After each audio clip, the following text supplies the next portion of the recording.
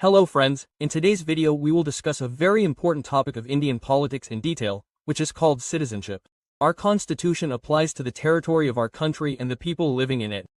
In the previous video, we had covered the union and its territories in detail. And now we will talk about the people living in this territory.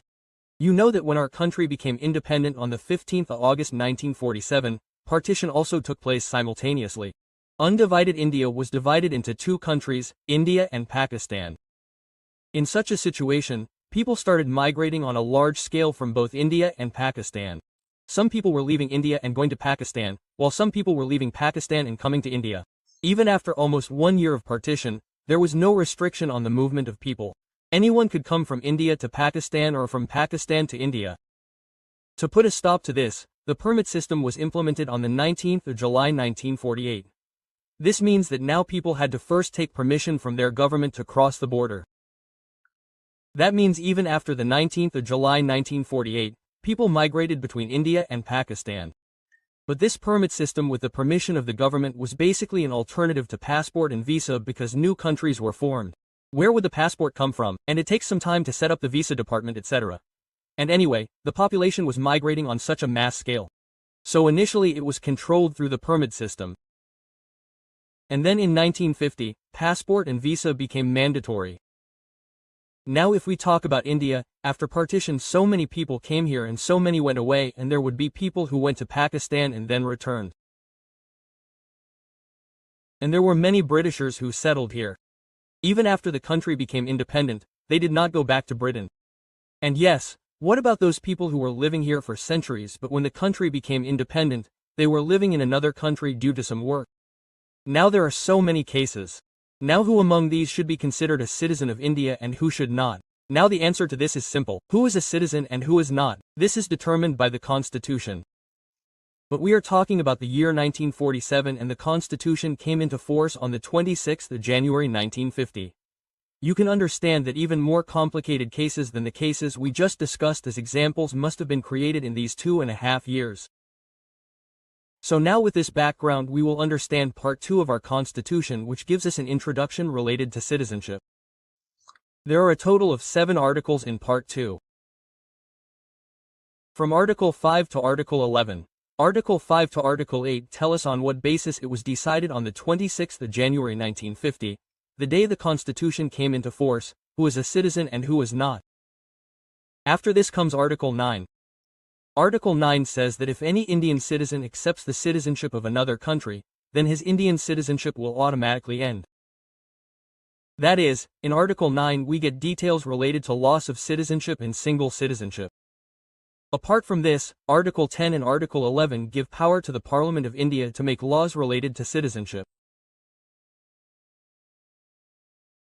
The way to understand Article 5 to Article 8 is that first of all we have to see on whom this particular article can be applied, and after that there will be some conditions of that particular article on the basis of which it will be decided whether the person on whom this article is being applied can be considered a citizen on the 26th of January 1950 or not. For example, Article 5 is for those people whose domicile is India. Article 6 is for those people who came to India from Pakistan and at least one of their 3 generations was born in India. Article 7 is for those people who migrated from India to Pakistan after the 1st of March 1947, but later returned to India before the 26th of January 1950. Article 8 can be applied to those people who were living in some other country and any of their 3 generations was born in undivided India. We will discuss all these articles in detail with the conditions. Let's start with Article 5. Article 5 is for those people whose domicile is India. The simple meaning of domicile is that if a person lives in India and considers India as his permanent home, then his domicile will be India. This means that here we are talking about those people who, despite the partition, would never have thought of leaving India and going to Pakistan. So we are clear on whom Article 5 applies. But does our Constitution consider all those people as citizens of India who lived in India and who never thought of migrating? No, this only proves that Article 5 can be applied to such people.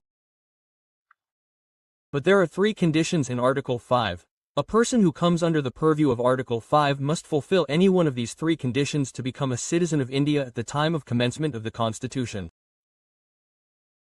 Either he was born in India or one of his parents was born in India. And even if this is not the case, then at least he should have been living in India for at least 5 years by the time the Constitution came into force on the 26th of January 1950. At least one of these three conditions must be fulfilled if one wants citizenship through Article 5. It is possible that a question may be coming to your mind that if a person had Indian domicile on the 26th of January 1950, that is, he lived in India and considers India as his permanent home, then what else does such a person need to prove? Why can't such a person be given Indian citizenship? So let's test the citizenship of such a person.